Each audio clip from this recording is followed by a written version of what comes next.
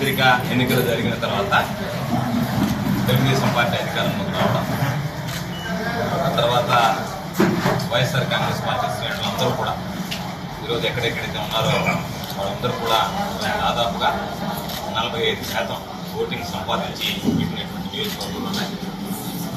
కాబట్టి అత్యధిక శాతం మా వైపు నిలిచినటువంటి మెజారిటీ తెలుగుదేశం పార్టీకి వచ్చిన అధిక ఓట్లు మాకు సాధించి పెట్టడంలో స్థానికంగా ఉండేటువంటి నాయకులు కార్యకర్తలు అందరూ కష్టపడి పనిచేశారు. కాబట్టి వాళ్ళందరినీ కలుసుకొని మీరందరూ కష్టపడి పనిచేశారు, ఓటమి పాలైనా సరే మీకు ధన్యవాదాలు తెలియజేయాలి, మీరు పడ్డటువంటి కష్టానికి ధన్యవాదాలు తెలియజేయాలని ఆలోచిస్తూ ప్రతి మండలానికి వెళ్ళి కార్యకర్తల నాయకులను కలుసుకున్నాం. అందులో భాగంగా ఈరోజు మనుగోలు మండలానికి సంబంధించి కూడా స్థానికంగా ఉండేటువంటి నాయకులు కార్యకర్తలతో ఒక సమావేశం ఏర్పాటు చేసుకున్నాం.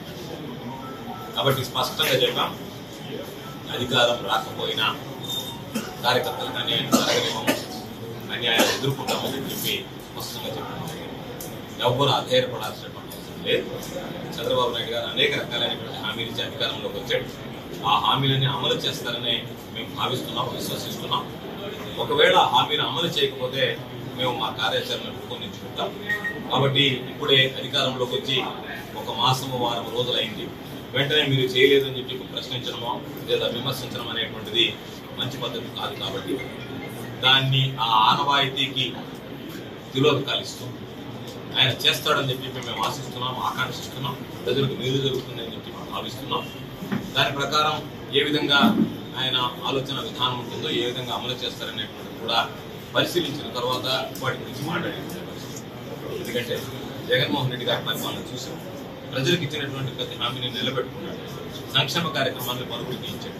కానీ ఏ విధంగా ఏ లోపం వల్ల ఈరోజు మేము ఓటమి పాలయ్యామనేటువంటి దాని మీద కూడా స్థానికంగా నియోజకవర్గాల వారీగా, మండలాల వారీగా, గ్రామాల వారీగా, మరింత లోతుగా కాలనీల వారీగా అధ్యయనం చేసి సమీక్షించుకొని వాటిని మరలా పునరావృతం కాకుండా వాటిని అన్నింటినీ కూడా సరిదిద్దుకునేటువంటి ప్రయత్నం చేయడానికి 5 సంవత్సరాల కాలం కూడా కష్టపడడం జరుగుతుంది. ప్రజలకు అన్ని విధాలు అండగా నిలుస్తాం. అధికారం ఉంది, అధికార బలం ఉంది, కాబట్టి అధికార బలంతో మేము వెర్రలుగుతాం. కాబట్టి అధికారం మాకు ఇచ్చినటువంటి కైపుతో, ఆ నిషాతో మేము అందరి మీద దాడులు జరుగుతాం, అక్రమాలకు అన్యాయాలకు పాల్పడతామంటే సహించేటువంటి పరిస్థితి ఉండదు. కాబట్టి స్పష్టంగా చెప్పాం, అధికారంలో ఉన్నప్పుడు ఏ విధంగా అయితే అండదండలు అందించామో ఈరోజు అధికార పార్టీ శాసనసభ్యుడిగా, మంత్రిగా కాస్త బిజీగా ఉన్న ప్రజలకి అందుబాటులో ఉన్నాం నిత్యం. దానికన్నా ఎక్కువ సమయాన్ని, రెట్టింపు సమయాన్ని కేటాయించి పూర్తి సమయం ప్రజలకి, వైఎస్ఆర్ కాంగ్రెస్ పార్టీకి సంబంధించినటువంటి శ్రేణులకు అందుబాటులో ఉండి ఎవరికి ఎక్కడ ఏ కష్టం రానివ్వకుండా చర్యలు తీసుకోవడం జరుగుతుందని చెప్పి ఈరోజు భరోసా ఇవ్వడం జరిగింది. భవిష్యత్తులో కూడా అధికారులు మితిమీరి ప్రవర్తించినా, అన్యాయంగా వ్యవహరించిన, పక్షపాత వైఖరి ప్రదర్శించినా ఎక్కడా ఉపేక్షించేటువంటి ప్రసక్తి ఉండదు. అన్నింటినీ ఎదుర్కోవడానికి సిద్ధంగా ఉన్నాం. పార్టీ శ్రేణులకు అండగా నిలవడానికి సంసిద్ధత వ్యక్తం చేస్తున్నాం. కాబట్టి తప్పనిసరిగా రాబోయేటువంటి రోజుల్లో వైఎస్ఆర్ కాంగ్రెస్ పార్టీ మరింత బలీయమైనటువంటి శక్తిగా, తిరుగులేనటువంటి శక్తిగా తయారు చేయడానికి అన్ని రకాల కూడా కృషి చేయడం జరుగుతుందని చెప్పి సందర్భంగా తెలియజేస్తున్నా. ఎందుకంటే ఇప్పటికే చంద్రబాబు నాయుడు గారు ఇచ్చినటువంటి హామీలను చూశారు ప్రజలు. ఉచిత ఇసుక అన్నాడు, గతంలో వైఎస్ఆర్ కాంగ్రెస్ పార్టీలు ఇచ్చినటువంటి దానికన్నా ఈరోజు రేట్లు ఎక్కువ. కానీ ఆ రేటుకైనా లభ్యత ఉందంటే తెలుగుదేశం పార్టీ నాయకులు దోపిడీ చేయడం తప్ప వైఎస్ఆర్ కాంగ్రెస్ పార్టీ శ్రేణులకి ఇసుక కూడా దొరికేటువంటి పరిస్థితి లేదు. సామాన్య ప్రజానీకం అయితే వాళ్ళు కూడా ఇబ్బందులు పడేటువంటి పరిస్థితిని మనం చూస్తున్నాం. కాబట్టి పక్షపాతంతో ఈ పార్టీ వాళ్ళకి ఇసుక ఇవ్వము, ఈ పార్టీ వాళ్ళు ఇసుక దొరుకుంటారు, వాళ్ళతో పాటు సామాన్య ప్రజానీకం కూడా ఇబ్బందులు పడతారని చెప్పి. కాబట్టి నేను నిన్న 2 విషయాలు స్పష్టంగా అడిగాను. ఒక విద్యుత్కు సంబంధించినటువంటి దానిలో చంద్రబాబు నాయుడు గారు శ్వేతపత్రాన్ని విడుదల చేశాడు. మేము 2 పాయింట్లు అడిగాం చంద్రబాబు నాయుడు, ఆ 2కి సమాధానం చెప్పలేకపోతున్నాడు. ఒకటి, ట్రూ-అప్ ఛార్జీలు తీసేస్తానన్నాడు. ట్రూ-అప్ ఛార్జీలు ఎందుకు పెట్టారో నాకు తెలియదు అన్నాడు. ట్రూ-అప్ ఛార్జీలు ప్రవేశపెట్టింది చంద్రబాబు హయాంలో. కావాలంటే చంద్రబాబు నాయుడుతో ఆ మాట చెప్తే మాట్లాడటం లేదు. ట్రూ-అప్ ఛార్జీలు నువ్వు పెట్టావు, నీ హయాంలో ప్రారంభమయ్యాయి, నువ్వు తీసేస్తున్నావు, కొనసాగిస్తున్నావు అని దానికి సమాధానం చెప్పమంటే ఆ తెలుగుదేశం పార్టీ వాళ్ళు విమర్శలు చేస్తున్నారు తప్ప దాని గురించి మాట్లాడటం లేదు. రెండవది, రైతులకు సంబంధించినటువంటి మీటర్లు ఏదైతే ఉన్నాయో ఆ మోటార్లకి మీటర్లు తీసేది లేదు, అవి గురితాళ్ళు అని చెప్పి మాట్లాడాడు. కాబట్టి ఆ మాటకు కట్టుబడి ఉన్నావా? కరెంట్ ఛార్జీలు పెంచడం అనేటువంటి స్పష్టమైనటువంటి ప్రకటన చేస్తావు. ఈ 3 మీరు ఇచ్చినటువంటి హామీలు, ఎన్నికలకు ముందు విద్యుత్ రంగానికి సంబంధించి మీరు ఇచ్చినటువంటి హామీలు శ్వేతపత్రంలో మొన్న 3 కనపరచలేదు. కాబట్టి ఆందోళన ఉంది.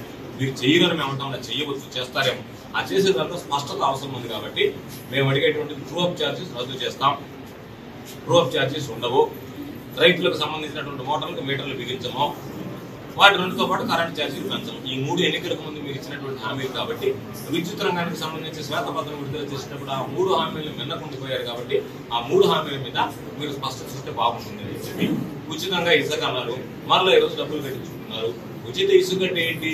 నేరుగా ట్రాక్టర్ తీసుకెళ్తాడు, దానికి లోడ్ చేస్తాడు, లోడింగ్ ఛార్జీలు భరిస్తాడు, తీసుకువెళ్ళిపోతాడు. దానికి ఉచిత ఇసుక అంటారు. మీరు టన్ను కింద అని పెట్టి దాన్ని ఉచిత ఇసుక అని చెప్పి గతంలో ఉండడానికి మీ దానికి తేడా ఏంటో చెప్పలేకపోతున్నారు. కొన్ని దగ్గర గతంలో ఉన్న దానికన్నా ఎక్కువ అవుతుంది ఇప్పుడు మీకు. కాబట్టి ఉచిత ఇసుక అంటే దాని అర్థం నిర్వచనం మాకు తెలిసినంత వరకు ట్రాక్టర్ తీసుకొస్తాడు, ఉచితంగా ఇసుక తీసుకువెళ్తాడు. ఆ లోడింగ్ ఛార్జెస్ ఏదైనా అంటే వాడే లోడ్ చేసుకోవచ్చు, లేదా ఇతరులు వచ్చి లోడ్ చేయొచ్చు. మీ అధికారుల దగ్గర ఉండి ఆ పర్యావరణానికి సంబంధించి గ్రౌండ్ వాటర్ దెబ్బతినకుండా ఎంత లోతున తీసుకోవాలనేటువంటి దాని మీద ఇదిగో ఈ లోతు వరకు మీరు తీసుకోవాలి అని చెప్పి ఒక గైడెన్స్ ఇస్తారు. అవన్నీ పక్కన పెట్టి ఈ రోజు ఉచిత ఇసుక కాకుండా మరలా టన్నుకి ఇంత ఈ రకరకాలైనటువంటి మాటలు మాట్లాడుతున్నారంటే ఉచిత ఇసుక అటకెక్కించినట్టు లెక్క. కాబట్టి ప్రారంభం నుంచే మొదలు పెట్టకుండా కనీసం 2 నెలలు 3 నెలలు గ్యాప్ ఇస్తారు అనుకుంటే బిగినింగ్ నుంచే మీరు ఆ హామీలు ఏదైతే ఇచ్చారో వాటి ఉల్లంఘన ప్రారంభించారు.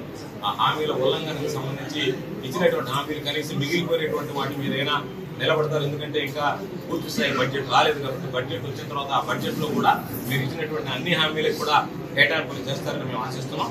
తప్పనిసరిగా రాబోయేటువంటి రోజుల్లో మేము కోరుకునేది కూడా మీరు ఇవ్వాలని, మీరు ఇవ్వకుండా ఉంటే మిమ్మల్ని విమర్శించాలనేటువంటి దుర్మార్గం అనేటువంటి ఆలోచన మాకు లేదు. మీరు ఇవ్వకపోతే ప్రశ్నిస్తాం కానీ మీరు ఇవ్వాలని కోరుకుంటాం. ఎందుకంటే మేము ఓటం పాలైన ప్రజలు అన్యాయం కాకూడదని కోరుకుంటాం. కాబట్టి ప్రజలకు న్యాయం జరగాలని కోరుకుంటాం. ప్రజల పక్షాన్ని నిలబడేటటువంటి ఆ విధంగా ఆలోచన చేస్తున్నాం. తప్పనిసరిగా వైఎస్ఆర్ కాంగ్రెస్ పార్టీ శ్రేణులకు పూర్తి స్థాయిలో అండదండలు ఇస్తాం. అందుకనే మరలా చెప్తున్నాం.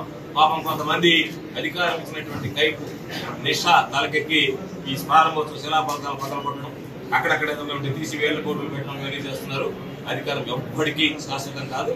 మరలా ఎవరైతే ఇటువంటి దుందుడుకు చర్యలకు పాల్పడుతున్నారో, ఎవరైతే వీటిని ఈ రోజు కూలదోస్తున్నారో వాళ్ళ చేతనే వాళ్ళే కట్టించేటువంటి విధంగా భవిష్యత్తులో అధికారం ఉండేటువంటి ఎవరికి శాశ్వతంగా అధికారం మార్పిడి జరుగుతుంది. అధికారం మారి మరలా తిరిగి వైఎస్ఆర్ కాంగ్రెస్ పార్టీ అధికారంలోకి వస్తుంది. ఆ వచ్చిన రోజు మీరే దగ్గర ఉండి వాటిని కట్టించాల్సినటువంటి పరిస్థితి ఏర్పడుతుందని గుర్తుంచుకోండి. ఎవరిని విడిచిపెట్టేది ఉండదు ఆ రోజు. కాబట్టి ఈ రోజు ఎంత ఎగిరి పడతారో ఆ రోజు అంత దాహం, అంత మంచినీటి తాగాల్సినటువంటి పరిస్థితి ఏర్పడుతుందనేటువంటి విషయాన్ని గుర్తుంచుకోండి. కాబట్టి తప్పనిసరిగా ఈ నియోజకవర్గానికి సంబంధించి ఎవరికి ఎక్కడ అన్యాయం జరిగినా సరే ఈ నియోజకవర్గానికి సంబంధించినటువంటి కుటుంబ సభ్యుడిగా, ఇంటి బిడ్డగా అధికారం ఉన్నప్పుడు ఏ విధంగా వ్యవహరించానో అధికారం లేకపోయినా అదే విధంగా వ్యవహరిస్తాం. కార్యకర్తలు అందరినీ ధైర్యంగా ఉండండి. ఏది వచ్చినా సరే ఎదుర్కోవడానికి నేను సిద్ధంగా ఉన్నా మీ అందరి పక్షాన పోరాటానికి. కాబట్టి పోరాటాలు ఏం కొత్త కాదు.